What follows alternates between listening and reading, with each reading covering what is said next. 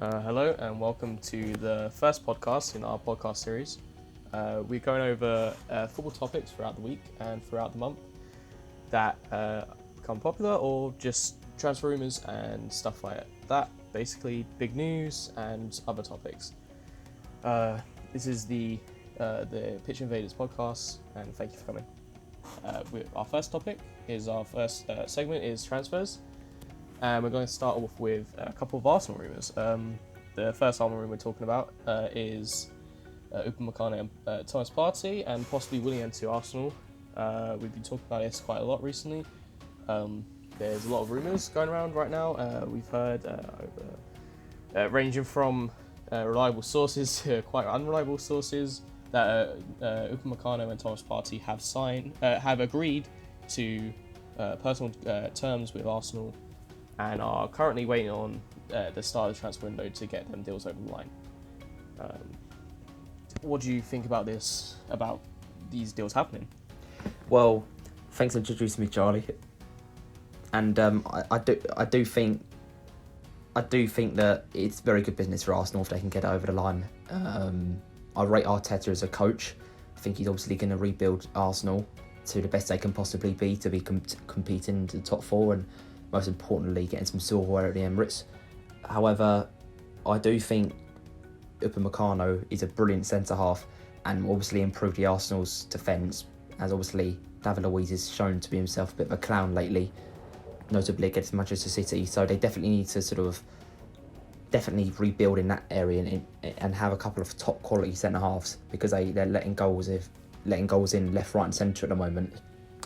And just touching on Willian from what you said, I do think that it's good business. He can play on the left, he can play on the right, he can possibly play sort of behind the striker as well if need be.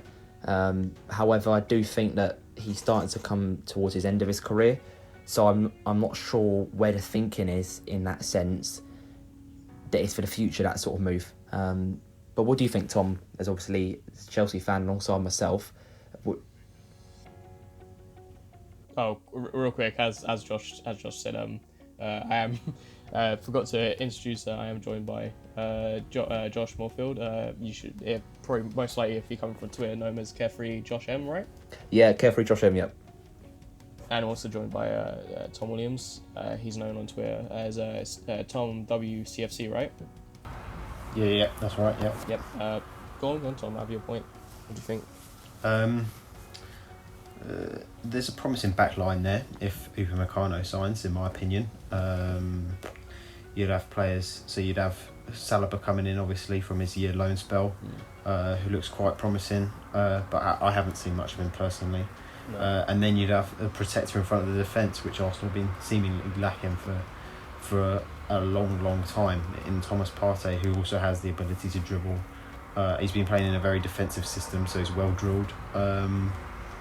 But yeah, it all depends. I reckon on whether Aubameyang and Lacazette leave, because if they leave, then there'll be more funds available, obviously, and you'd, looking from an outsider's point of view, you'd want to build a younger team, because at the moment some of your stars are aging quite a bit, and it might be your last chance to get a big cash payout on them.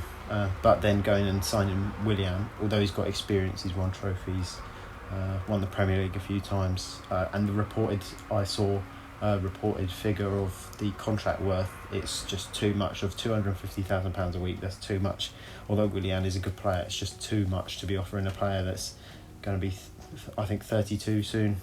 Yeah. So I'd take it a point and just come back to what you're talking about, the Aubameyang and Lacazette deal. As an Arsenal fan myself, I think we should possibly look into, definitely, as I've seen on Twitter recently, a lot of people slandering Lacazette, but a lot of people defending him. My personal opinion, that would be hopefully what most Arsenal fans would agree. He's done very good service. He's been one of our key players for the last 2 seasons, but we have seen him be subpar this season. He hasn't performed how Arsenal fans, or even hold up to the standard of the Premier League that we would like to see him at. And I'd give him a little bit more time, but if we need to raise funds for these players that we direly need in these other positions like CDM and centre back and other positions like that, we should definitely look into selling in the season. Possibly even, I know it's been over said about the whole Party deal with him. We could possibly see him in a trade deal with Party to reduce that price to help us get that extra bit of money, because Arsenal is very tight at the moment. Just touching on that, Charlie. Just touching on that. Atletico Madrid do have quite a lot. They do have quite a lot of attacking options. So Lacazette coming into the team would obviously definitely improve them. But with Morata, your Costas, is there going to be room for him? And I can't see Atletico Madrid really wanting to accept a straight swap for a player, plus possibly a little bit of cash on top. I would say they'd be looking to recruit their maybe 50-60 million asking price. Well, that may be true. Like you said, that may be true. But we also have to take into consideration Atletico Madrid have been rumoured throughout the whole season, this season, of getting rid of players like Diego Costa and trying to release their team because they have not been the best striking options recently. They've had mediocre performances from João Felix, from Morata. They've relied on Llorente, right? They relied on him up front a lot when he's not even a natural striker. So maybe a player, they're very suited at the back line as well. They've got Sal, and they've got other players that can perform mediocrely well in their positions. So a player like Lacazette, who needs to find his form, but in probably a league like La Liga, which, not being funny, and hopefully most people will agree, listen to this, is not as big of a league as the Premier League. It's not as much of a difficult league, so possibly him going over there would bring him out a bit more than he has at Arsenal. And they could end up being a main player. That's what personally I think. And hopefully, as an Arsenal fan, I obviously want that over the line and get Thomas Partey in return. That would be a world-class deal for Arsenal, I think. Tom, anything you want to touch on? In terms of transfers, talk about Koulibaly to possibly going to Man City. That would make their defence elite. In my opinion, it'd be probably the best in Europe. When you got Walker, Cancelo, Koulibaly, Laporte, maybe an upgrade at left back. Ben Chilwell being linked as well. True. But yeah, they can get Koulibaly. That defence is very. I think very just going from Tom, I do think that they can definitely challenge for the Champions League next season if they're in it. Obviously, we know they're going to get their sort of hearing in the next few weeks, but I do think that they'll definitely win the Premier League next season, in my opinion only, because I think if they're not in the Champions League next season, they're going to have, they're not going to be in Europe at all. And look at Chelsea, just after we finished 10th, and we wasn't in Europe. It was such a huge advantage for a team who are top quality players. That, don't get me wrong. But even we finished 10th, we were playing in the Champions League that season, and the players looked drained. But going to Manchester City with Pep Guardiola and the way they play and with the quality of players they have, I do think that they will definitely be back pushing Liverpool next season if they're not in the Champions League. But just going from what Tom said about Koulibaly alongside Laporte, I think would be probably the best partnership in the world. I'm going to go as far as saying that. I think they would definitely have to bring in these transfers, because if you look at players like Koulibaly, he 29 this year, isn't he? It's just it'll be a great signing for City. But if you look at City, like last night, from what we were recording right now, last night was the Manchester City Chelsea game. You saw how easily Chelsea pulled apart. This is not even peak Chelsea, like Chelsea for next year with Werner and Ziyech and all them players. This is a Chelsea that's been struggling quite a lot. Especially recently in front of you saw against Aston Villa, they struggled to actually get the goals over the line in that game. But this is true, but they did miss Aguero. They pulled apart. They did pull. No, but it doesn't matter if they have. I'm talking about the defense, Josh. You pulled apart City's defense. You pulled them apart. You had them on the line twice in that game, and it showed how you saw Benjamin Mendy Gundogan who messed up with him, right? Yeah. They had that little moment when they messed up. It just proves how City's defence is definitely one area they need to work on. They haven't got many. They've been relying on Fernandinho, who's a natural CDM. This entire season, John Stones is not fit enough to wear a Man City shirt, in my opinion. Otamendi's not fit enough to wear a Man City shirt, in my opinion. The only centre back they really truly have right now is Laporte. I do agree with you, So but isn't that justified for the reason why they should go out and spend 60-70 million on Koulibaly? Because if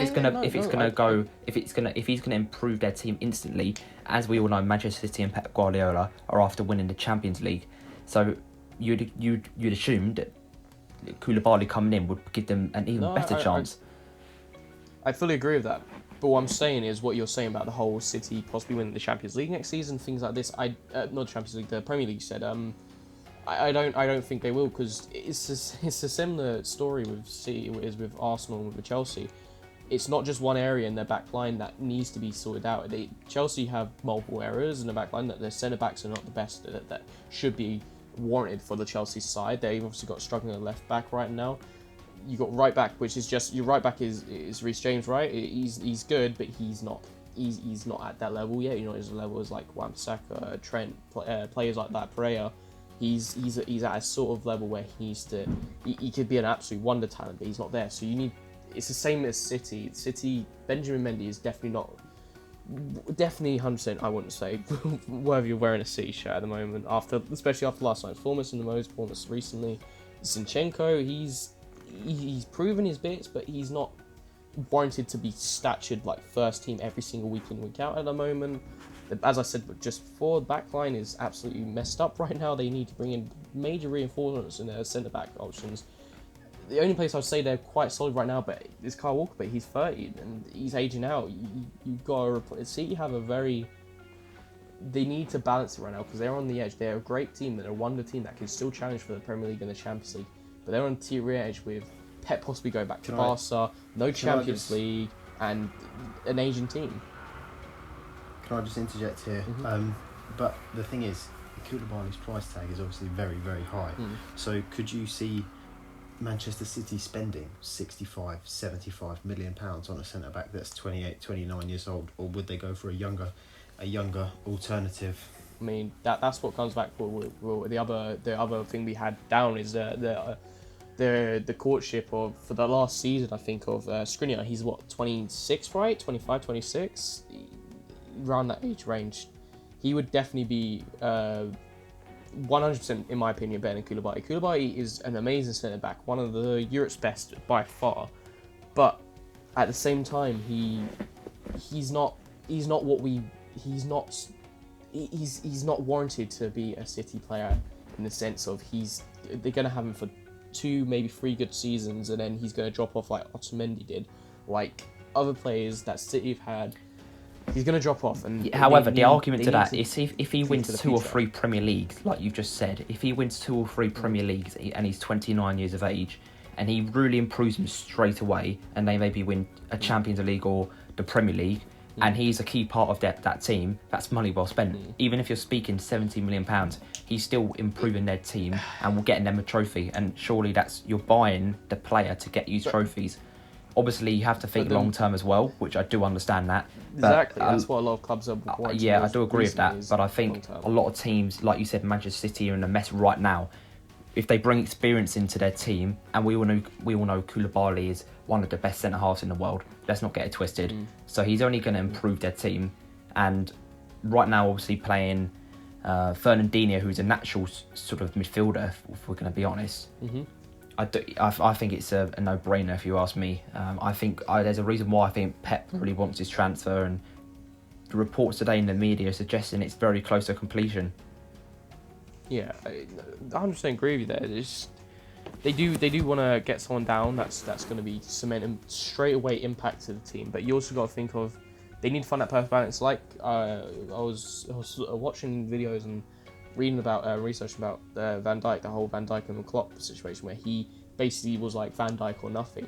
He targeted a player that was he was like 26, 27 at the time, who he had many years, 5, 6 years on him, and he saw him as one of the best. He can be one of the best, and look how that's worked out. Van Dijk's the best. It's transformed their defence. Transformed the defence. He's the best centre back arguably in the world right now. They need to target a player like that rather than Koulibaly. I'm not doubting Koulibaly's performance or who he is, but what I'm saying is they need to target someone who's got the perfect age range and the perfect skill, which Skriniar in my opinion, perfectly fits. He'll be an amazing partnership with Laporte. They get in a left back and leave the right back position to Kyle Walker for maybe a year or two. They get in another left back that would fit it really well. Then there you go. They've got an absolutely amazing side if they can get this over the line.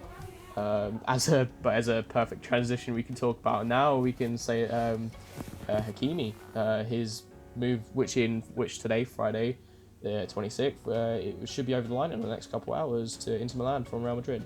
What do you think your thoughts on this? It's a good move for Inter, very good move. Yeah, very good move. Because they play three at the back with Antonio Conte, and I don't think Hakimi is more of an out-and-out right back, because at Dortmund he's playing at wing back. It's just the wing backs that Dortmund play are quite attacking. If you compare the football, Dortmund's football is a lot more attacking compared to Antonio Conte's Inter. It's just how he's going to adapt to that. The defensive, I'm sure he will, but because he's a very young player, very talented player, defend a bit more. But he's got the pace to hit the defenders in Serie A, and he can score goals, he can assist, especially from wing back. It can turn, especially with their young back line. If Skriniar can stay, I know we've talked about him moving on to Man City possibly, but they've got De Vrij there, who seems suited to that. Godin brings experience. You've got Barella, Lukaku, Martinez. That can turn into a very, very scary Inter Milan side that could go and challenge again for the Scudetto next season. And if they, depending on where they finish in the table this season, sets them up nicely for next season, in my opinion. But I think it's a shame for Real Madrid because they'll be losing a very, very talented player. I think it's very stupid for Real Madrid. They may have Ferland Mendy, he's an excellent player, and no doubt that, and he's young, he's talented. But as you said, Hakimi's possibly one of the best left backs in the world right now, as we're talking. Inter Milan, who's the left back currently? Is it Ashley Young or is it Victor Moses? They're currently playing Ashley Young. Ashley Young. See, Ashley Young he's done outstanding, shockingly this season, but he's definitely someone that they need to replace soon. And obviously, the Hakimi deal was over the line. It's being reported by Fabrizio Romano, right, and people like that who basically spot on every time they get it. It's a very reliable source. So Hakimi deal looks over the line, and it's unbelievable for them. So that, like you said, there'll be an absolutely amazing piece of business if they actually. Well, they just carrying to build. They've currently this season built an amazing squad. They got young people like Sebastiano Esposito coming through. They got Lautaro, obviously, even Romelu Lukaku. They've got and even Nicola Barella. They recently got him off. I can't remember who they recently. Cagliari. That's it. Cagliari. They got him off them recently on a permanent. They're building a very, very strong side that's reminiscent of like late 2000s, early 2010s Inter Milan. That was at its peak, in our current generation, at its peak. It was a team always challenging for the Champions League, always challenging for the Serie A. This is as a football fan, and I'm sure you two will agree, it's very entertaining to see this. It will disrupt the narrative of just Juve winning it time and time out, or the same suspects in the Champions League, Real Madrid, Liverpool, Barcelona, teams like that, year in, year out, just getting to them finals and winning all the trophies. It's fun as a football fan to see these different teams showing up, these big boy teams, the rising star of Dortmund, teams like even like a couple of years ago, Monaco, just Atletico Madrid a couple of years. It's more of a fun story. Leicester, there's so many examples you can take that it's like, it's them seasons, if you can reminisce, they're much more entertaining than just going off from what you said, Charlie, about teams competing with your lots of Real Madrid, your Barcelonas, who obviously win Champions Leagues year in, year out. Inter Milan will definitely be right up there next season. I mean, Hakimi is a brilliant bit of business. He's only going to improve their start in their team. Obviously, I think they're playing Victor Moses currently, and I don't think Moses has been the same player as he was when he was at Chelsea. So Hakimi's only going to sort of improve, and I think Antonio Conte is going to obviously want to bring a couple more players in, and they're definitely going to be one to watch for in the league and in the Champions League. And I'm very excited to see this team he's going to build. Obviously, as we all know, at Chelsea, he never really got backed in the transfer market, and he's getting backed in the transfer he didn't. market here into Milan. So it's going to be very, very interesting to see the team he builds, and will he show Chelsea wrong? Will he be showing to the other clubs he's managed in the past? This is honestly what I should be doing at your club or wherever I was in the past. But now I'm into Milan, and I'm gonna prove you wrong that I was the best man for that job. That's definitely the big point about it, and it's understandable because he was quite shunned at Chelsea, and it will definitely like to see him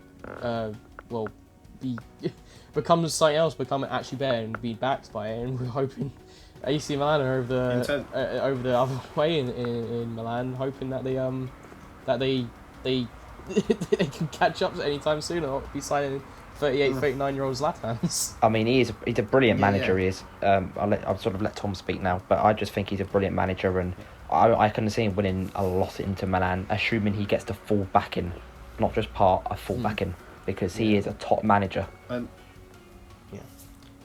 want to see him test himself in a country outside of Europe again once he's done his business at Inter Milan, because I reckon there's more to come from him. I don't know which club would suit him, but he's a serial winner. Possibly like as he's proved at Juventus. He proved at Juventus. He proved he won stuff at Chelsea. I'd like to see if he gets backed. It's sometimes the football that he played in 2016-17. It was good. It was great. Chelsea won the league. Yeah. Flags flying high. Everything. Chelsea was dominant that season. It was, as an Arsenal fan, I remember it with the first. I think it was like October, November. It was actually quite getting scary because you were winning so many games in the trial. I was like, damn, and they actually. We set a record of 30 Premier League games. And that was never done before in the Premier League. I know, but it was like scary to be like, they're that formidable right now. Are they going to challenge for our golden prem? Are they going to challenge for the unbeaten, the Invincibles? Are they going to be a new Invincibles? And I know Liverpool obviously done way better than, well, not way better than, in terms of that, but they got way further than you did. It's still scary to think, oh shit, Chelsea could get that close to it, you know. But I have to cut that bit short, boys. We need to talk about other things because time's getting on. We to finish off this transfer section.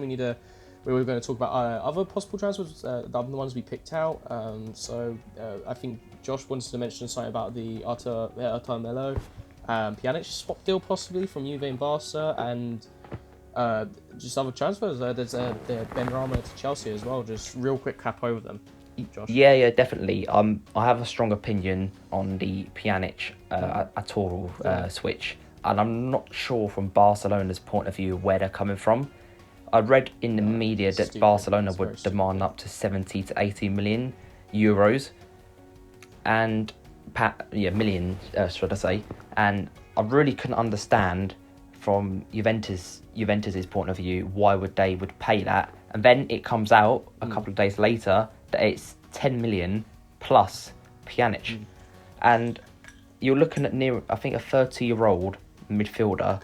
For a 30 years old, is it? I think 23-year-old, should I say? 23. 23-year-old Barcelona Brazilian international, who's only going to get better. Well, I'm not sure the logic from Barcelona on this transfer, and Pjanic doesn't exactly suit Barcelona's way. I don't think, because they play a lot of tiki-taka football, and Pjanic is more of a deep line playmaker, and they currently have Sergio Busquets who plays that role really well.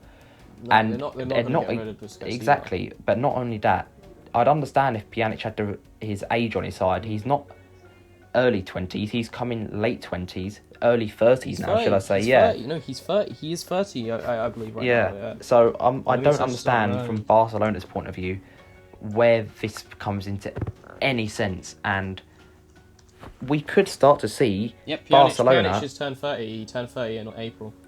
Yeah, okay, well, that's very interesting. We could start to see Barcelona struggle if Messi does leave. Yeah, haven't we? We are. Barcelona have already started to struggle. They rely on Messi a lot more recently. Yeah, well, I think if you rely on... an aging Messi. An aging Messi. He's 33 now. This is true, but I think, obviously, an aging Messi, one of the best players of all time, can still sort of carry you, Juventus and Cristiano Ronaldo. However, No, I do think carrying him, but they're not thinking towards the future at all with this deal. yeah, exactly. But going back to this deal, should I say, is a little bit off topic there. No sense for Barcelona and Juventus. I think I'm not sure where Arturo is going to actually play for Juve. Was he going to play in the deep line, or is he going to play in maybe sort of the Allen role for when he's at Napoli? The role you talk about Arthur. Arthur, yeah. I'm not. Arturo, you're trying to think of Vidal right there, right? Yeah. Arturo Vidal. Yeah. No. So Arthur, I just want to hear yeah. both of your opinions on this story as well, because I'm not sure if it's just me who actually thinks this is not the best deal for should I say Barcelona, but I'm just interested in hear your opinions on it as well. We'll just need to go over this because we are at the 25-minute mark. We need to wrap up this transfer section real quick. But as you're saying, just real quick, I think it's a stupid deal by Barca. He may have not proved himself as being an outstanding talent, but he's definitely a young talent that fits the likes of De Jong and the other players they're bringing through. They're bringing in Pjanic and have him with others like Rakitic and Busquets and players like that, even Messi and Suarez and players that are aging in their 30s now. It's a very stupid deal because you get Pjanic playing at a very well. He's still a very good player. You cannot take away from him being a very good player, but you can't. He'll have one, maybe 2 good years, and then that's it. He's dead. Like Vidal and other players that are not performing at that level anymore. But does he suit the Barcelona way? That's what you have to. No, he doesn't. Exactly, he doesn't. So because he doesn't suit their way of playing, because he doesn't suit. What's your opinion? Yeah, because he doesn't suit their way of playing. Obviously, they signed Arthur, so he would be sort of like an Iniesta replacement, as I can rightly remember. Where in the hell does Pjanic do that? Let's have Tom's quickly to cap over this.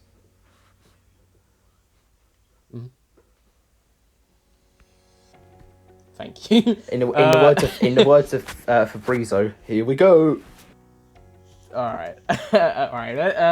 Obviously, transfers we could cap off more next week as we do like the Ben Rahman thing. We'll possibly go over that next week, see if there's any development. But right now, we're moving on to our next segment, which is big news for the week. And of course, the biggest news, the 30 years news that everyone's been waiting for, especially Scousers, is Liverpool well, not all Scousers, which is Liverpool winning the Premier League for the first time, and it's the first time they've won a League Cup in 30 years, isn't it? Congratulations, it only took 30 years. Still, even if it's been 30 years, Josh, you gotta admit, Liverpool, this team this season has been unbelievable. You can't take anything away from them. You can't. There's nothing you can take away from them. No, they've been class all year. Yeah. You could argue he said they deserved it last season. They're very close. They were one game off last season, last season was one of the best title races there has been. Definitely the best in recent. It's one of the recent definitely times. one of the best one of the best I've ever seen, in my opinion. Thank goodness I didn't win it 2 years under Vance. Definitely they're strong favourites for next season, in my opinion, along with Manchester City. But they've been class all year. Are you okay there, Josh? You want to calm down for a second? They've hit a dodgy run of form at the moment. If you look at their recent results, bar the result obviously against Crystal Palace, but they've been top notch all year. They've been playing the way Klopp wants to play. It was only a matter of time, obviously, before they ended up winning the title. Super team. Just going from Tom, what he said. Brilliant team. Probably the best in the world after winning the Champions League and the Premier League. So I'm just going to say congratulations to Liverpool. And obviously with the likes of Virgil van Dijk was obviously very impressive for me this year. And Sadio Mane, big mention to him. I thought they were the two standout performers week in, week out, who really performed at a consistent basis. Going to that point, I'm not taking away from Liverpool this season, but the Van Dijk thing, like you said, he's unbelievable performance this season again, but I've got to admit, it's not as good as last season's performance. You got to re-look at that. He's a key part of how Liverpool play. He controls the back line. I know he controls the back line, but you got to look at it like I know. Obviously, players reach heights where they hit one season where they're unbelievable. Like Mo Salah, he hit that 46 goal season.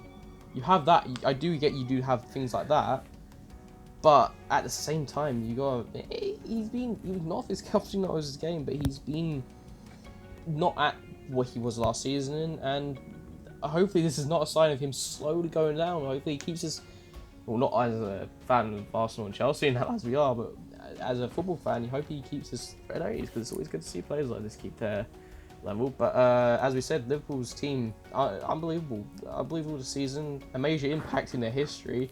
You got players like King Kenny and Gerrard and other players like that who have been waiting for this for so long. Is this so funny, Josh? You've been laughing a lot about. Sorry, they're just a bit of a funny club to laugh at. What? What, King Kenny? It's an odd one. Like, you would have thought Liverpool's team hasn't always been the greatest. Like, they've had great players over the recent years, but they've come close, but they've never actually won anything. Whereas this time they've had a solid team all round. They've invested, which you have to do to win titles. It's obvious. Look at Manchester City, Chelsea. There's an anomaly there with Leicester, but they've invested well. They've invested in the right areas. They've bought well, developed a couple of young talents. They've been smart. They've appointed a clever tactician, great manager in Jurgen Klopp, and yeah. I don't know what's going to come next season, because I'm not a time traveller, but they'll definitely be up there. Again. No, definitely. They'll be definitely challenging for the next 5 years. I think it'll be.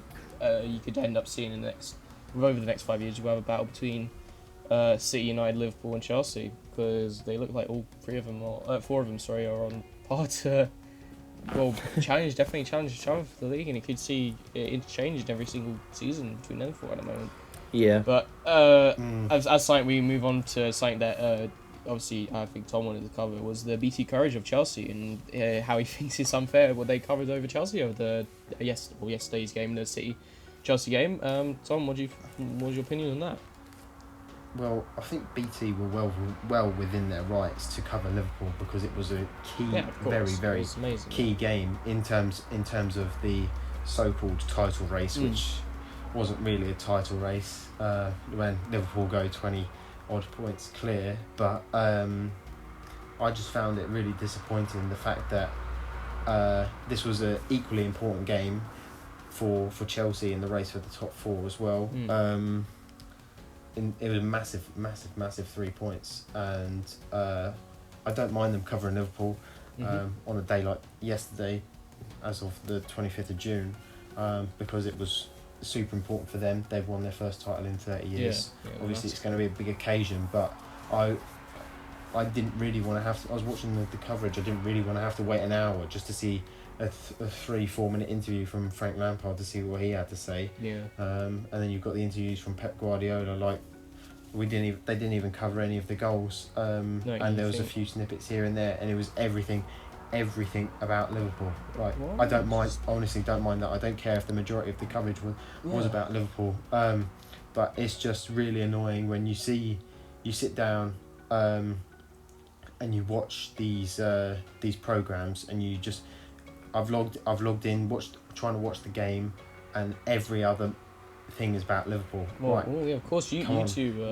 We know about Liverpool's situation at the moment, but let's focus on the two teams at hand, because it's important for Manchester City as well. Because if they won, then you never know what's going to happen. Obviously, in my opinion, Liverpool are going to win the league at some point. Of course it will. Whether it was this week or whether it was next week, it doesn't matter. But with the Chelsea situation, obviously, if we'd lost that, then Man United would have been put in the driving seat for top four, so it was a big game for them as well. But when you look at it from a point of view, as when you're looking at it, right, you would have expected, the coverage says when you're looking at the TV, Chelsea versus Manchester City, and you look at the fan cams, because obviously it's a great shame that at the moment no fans are allowed in the stadium.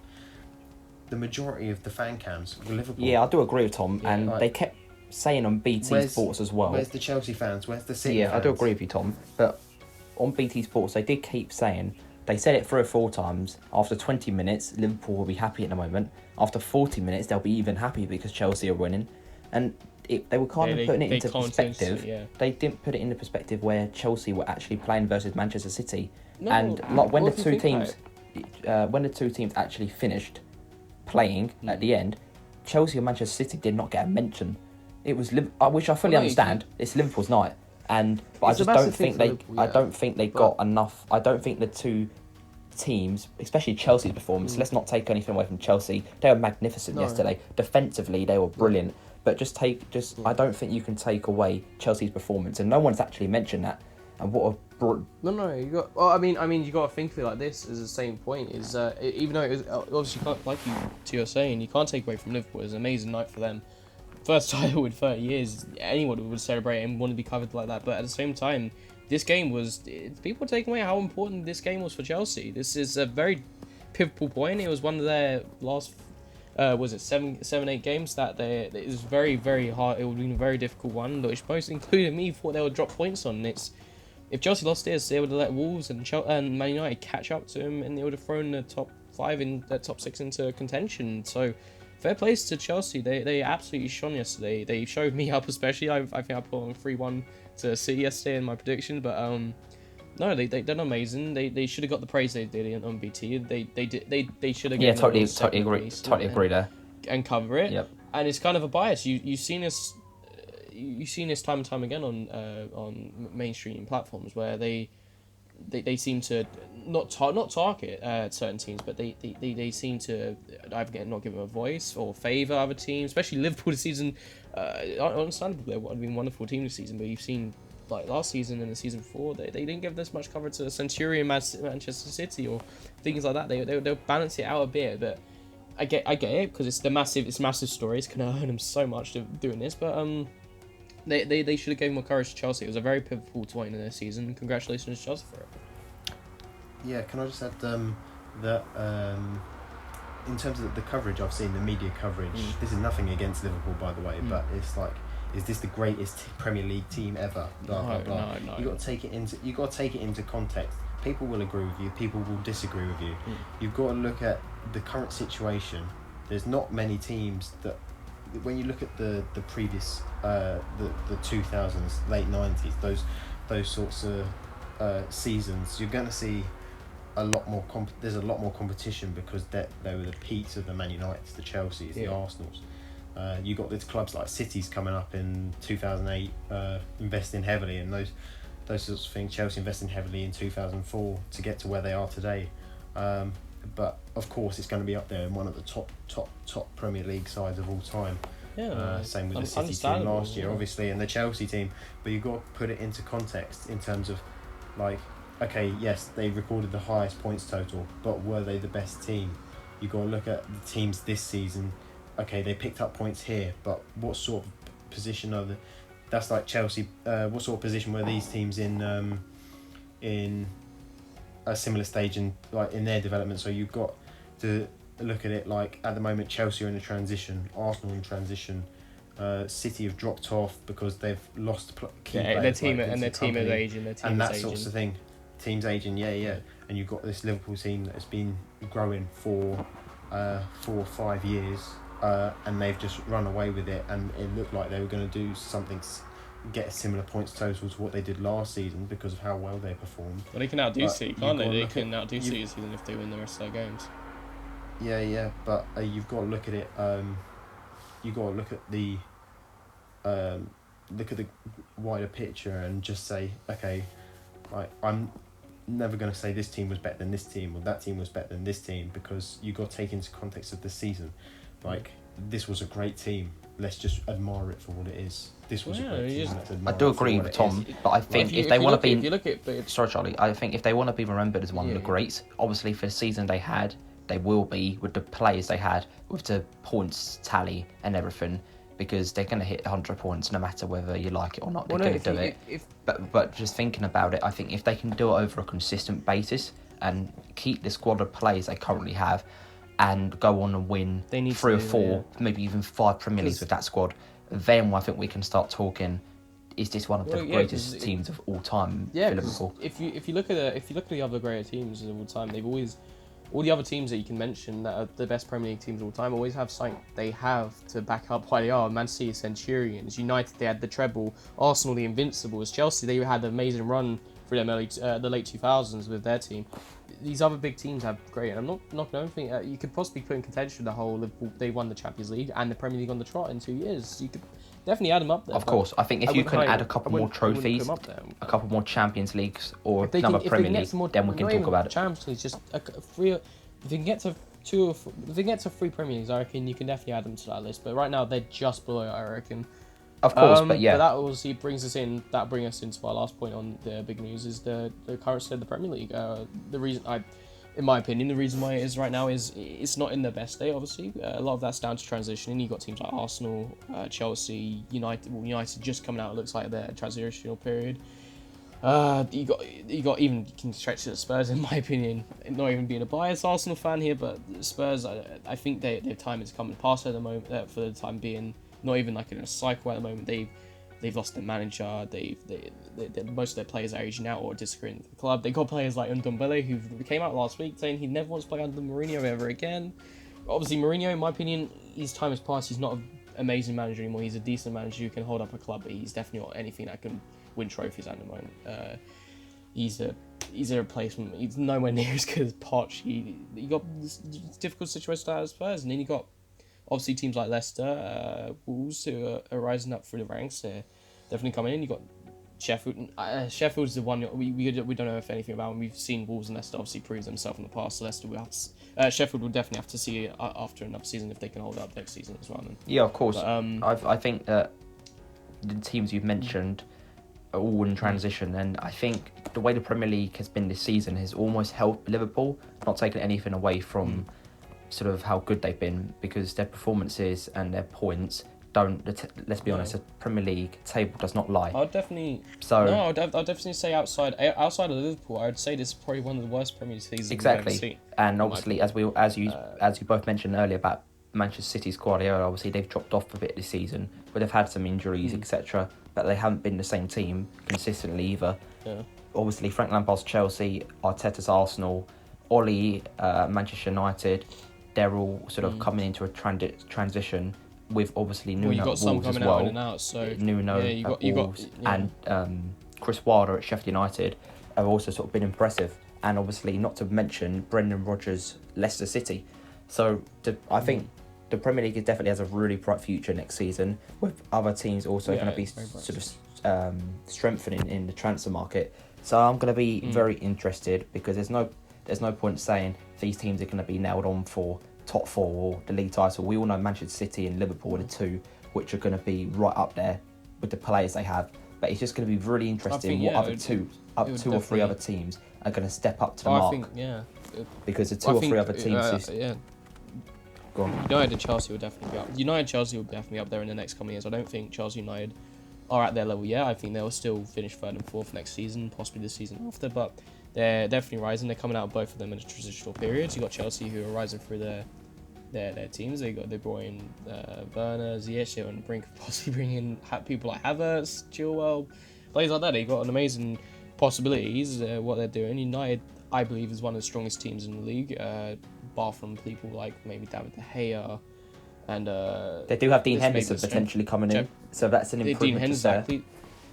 But just like the strength of their squad as well, they need strength in their squad, but they're getting there as well. If Arsenal can bring in, as the transfers we said earlier, if we can bring in some good transfers, we can have some good transfer deals, get rid of some dead weight. Will definitely be a resurgence in the next 4, maybe 5 years. I reckon we can possibly start challenging for top 4 again if we can get the signings done, obviously. But besides that, there's Leicester have been amazing under Brendan Rodgers, even though they had a stalemate the last couple games. They've been unbelievable under him, and Nuno possibly one of the best managers in the league at the moment. He's done wonders with Wolves. But if you think about it, the future of the Premier League, this is what it's going. You're going to have amazing teams. You can see the Champions League, the quality of the Championship has risen so much. And as Josh, you're a avid follower of Brentford, you can see that the Championship has they got a lot of good talent recently compared to 5-6 years ago when it was thought to be like a bit of a crappy B-Tech version of the Prem. You know, I totally agree with that. You've got so many teams it's just coming into come what up. you're saying, Yeah. who are really playing some really exciting football and can definitely be sort of challenging to come into the Premier League. Obviously, the two big ones being Leeds and West Brom. But obviously, teams in the playoffs like your Fulhams and Brentfords, etc. Charlton's are pushing as well, who are late in. I think they believe in the 6th at the moment, 7th. So yeah, it's going to be exciting from Championship clubs who do push to the Premier League. But yeah, just going from what you're saying, the Championship is definitely improving, and it's going to be interesting to see what teams do go up. But that's going off topic, and I'm sure we're going to speak about sort of more Championship clubs in future episodes. So make sure you tune into that. Yeah, just going off that. Tom, do you have anything quick to say? Because we are obviously running on time. Do you quick, like maybe 30 seconds or anything you want to add to that, the future of the Premier League and stuff? Not necessarily, but just talking about in terms of the Championship, you got managers like Marcelo Bielsa in there as well, and lots of Championship players linked with top Premier League clubs, which means the future is only bright for English football. Yeah, it's amazing for English football. We got, as an English fan, all three of us, we got a lot of amazing talent come through, and I definitely think we could challenge for things on the World Cup and the Euros and the years to come. But getting on as time is going on, we come to our final segment, and that being the unpopular opinion. And this week is Josh with his unpopular opinion, and me and Tom will try and rebuttal whatever he puts out. So Josh, what is your unpopular opinion for this week? My unpopular opinion is Frank Lampard's Chelsea, should I say Frank Lampard himself, is, in my opinion, is right up there to be manager of the season. I don't think anyone has really considered him to be...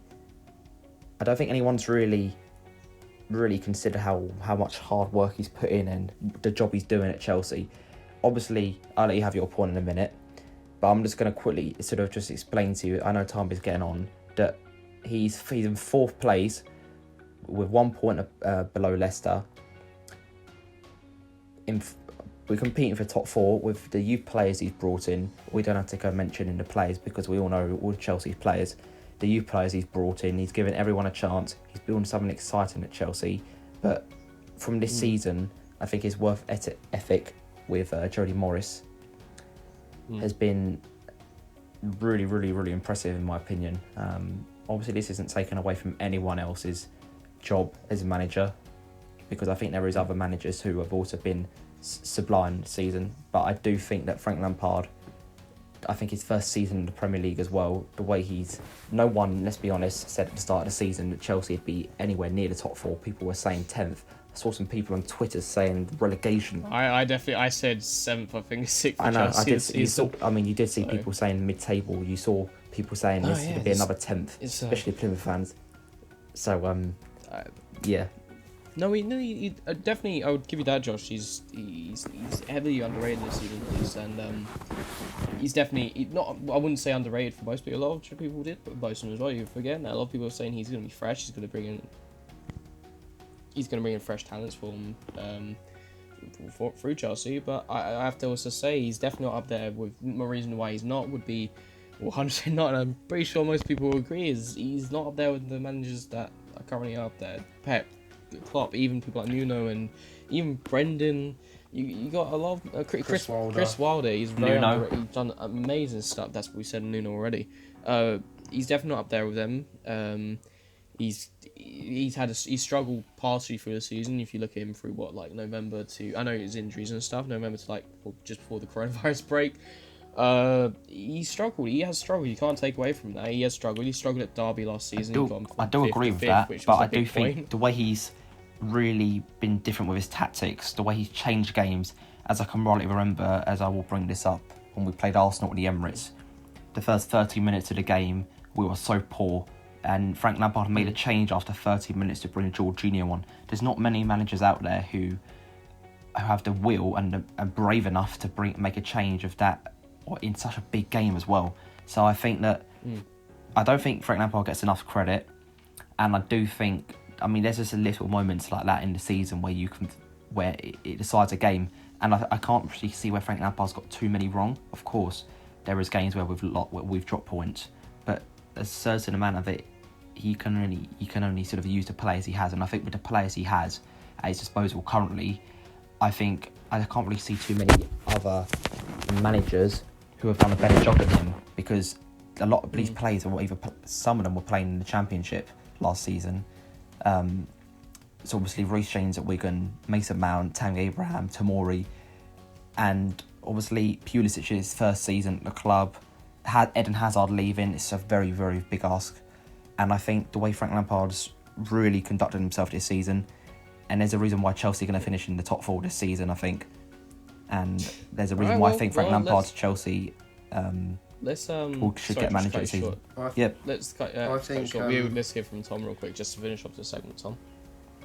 I think there was a number of candidates. I don't have a favourite, but I'd probably Nuno at the beginning of the season is a great shout. There was queries over whether he could get his Wolves team competing on Europa League level with a number of games playing, and people thought he was going to struggle at the beginning of the season, and you could see that in some of the results where they were in the table. They weren't where people expected of them. They've got great record against top 6 sides, last season especially, and this season they're doing very well for where they were at the beginning of the season. Sheffield United and Chris Wilder's Sheffield United, they've come out and shown everyone, like lots of people predicted that they were going to finish in the relegation zone, and they've been a great shock to everyone in the Premier League this season. I'm pretty sure it's safe to say that they're playing effective football. His management techniques, apparently Chris Wilder says, puts newspaper articles of his players being criticised to motivate them. Jurgen Klopp is the biggest shout out there. He's made he's turned this Liverpool team, he's won the league, and he's turned it into a force, and that's been proven completely this season. Pep Guardiola is also up there, but I would say the other 3 that I've mentioned beforehand probably would deserve it before Pep Guardiola. No mention for Brendan Rodgers there. You, Charlie and Tom, no mention for Brendan Rodgers Rodgers just quickly. But, I don't think anyone can really appreciate how good he's actually been for Leicester. No, it's been amazing. He's revolutionised Leicester this season. Leicester, you could see, was struggling under Claude Puel and all that. He's definitely revolutionised them, and there's many more players than Lampard. That's what managers, than Lampard, that we're saying, Josh. That I'm sure many of the people listening to this would agree. But just to wrap up the section, who in the comment section, we would love you to say who do you think a manager of the season would be, and we would love you to hear your opinions on this. Yeah, I'd love to hear your opinion, by Josh. And obviously make sure you subscribe to the channel. It would be really appreciated, and smash. But just smash the like bar, yeah. But just to round us up, the final segment, end of the section, the quick. We'll cover any last things, any last and listen comments, no dragged out thing. This is a quick roundup. We'll talk about the Black Lives Matter movement, the whole burn the Black Lives Matter shirt. My quick opinion is it's an amazing thing what they're doing. It's definitely a cause that needs to be recognised, especially in football, because there's a lot of racism in football at the moment. And it's an amazing thing what they're doing, I believe, to promote like this. I hope that you see more causes like this for things like gay pride and other causes that will promote acceptance of these things. I do agree. Just following very on, amazing what I think. I do think that I love what the Premier League are doing just before they sort of kick off, and they're sort of just showing their appreciation for Black Lives Matter, and I think it's a brilliant thing the whole of the world is doing as well. Yeah. What about you, Tom? Yeah, I agree 100%. I think what you've covered, I agree with everything you've covered there in terms of the promotion for the Black Lives Matter cause, LGBTQ plus rights, and everything the Premier League does in order to raise awareness for the treating people with respect, fairly, making sure everyone's on an equal playing field, promoting equality, and all of those sorts of things. I think they used their they used their appeal well, and yeah, I think it's brilliant. Definitely. Well, just to round up on the last points, but we'll just go over the FA Cup and just quickly, just a quick answer. Who do you think will win? We'll ask you of me. The game. So out of the Norwich Man United game, I reckon Man United will clearly win. Manchester United. United. I believe Man United. Yeah. Go on, Josh. United. Yeah. Out of the Arsenal Sheffield, I obviously going to stick by my team. I'm going to say Arsenal win. Arsenal win that. We're going to be much more hungry. Leicester Chelsea. I think Chelsea will definitely put up a strong performance, but I do believe Leicester may pick into that I think Chelsea based on Leicester's run of form. I say Chelsea win. Based on Leicester's run of form recently. What about you, Josh? Chelsea as well? Yeah, I believe Chelsea as well, only because of the depth depth we've got. And obviously, like Tom said about Leicester's run of form's been very poor. And finally, the Newcastle City game. I think that's kind of obvious you would win that. Manchester City win. Yeah, Manchester City. We'd love to once again hear your comments. Maybe leave a poll on the right hand side of the screen to click and possibly vote for who do you think will win that. Win these games. We'd love to hear and we'd love to see what your opinions on that. Just to find it, one last little point. Who do you think will win the La Liga? Barca or Real? It's very neck and neck. I think it's the only goal difference right now or something. My opinion, personally, I think Real Madrid will win it. As much as I don't like Real Madrid, I believe they will definitely be able to pull this one away. I don't really like Barcelona. I'm not a big fan of Spanish football, but I think definitely Real Madrid will be able to pip them to this and beat Barca to it this year. I think Josh? Barcelona for me. I think Lionel Messi's brilliance will just get them another league title. Obviously, as we all know, Real Madrid are a brilliant team. They've got players coming back, but just to keep it short and sweet, I think Barcelona are going to do it. Tom? I'm on Real Madrid for me. Real Madrid. That's fair. I think that'll bring us to the end of the podcast, our first podcast. I'd like to have a big thanks. I'm sure me and Josh and Tom would. Big thanks for if you joined us and listened us all the way through. Thank you very much. Very much appreciate all this. And we hope to see you next time. We will be uploading hopefully every Sunday. Hope you stay tuned and follow our podcast, and we're hoping for maybe next week or the week after, the following weeks, to bring you more content, perhaps, and just stay tuned on our social media as we put before. Mine is Jackal115 on Twitter. We got Josh Keffrey, Josh M, and Tom is Tom W CFC on Twitter. All of them on Twitter. We also have our own app, which we still need to set up at this point, and most likely Pitch Invaders will hopefully follow on there for more content and updates, as well as just chilling out and answering your questions. But we'll have, hopefully in the coming weeks, more content and possibly the inclusion of you guys at home or wherever you're listening from to join in and have their own discussion, their own points to talk to me and Josh and Tom. But thank you very much for tuning in. We hope to see you next week. Goodbye. Yeah, thanks for watching and peace.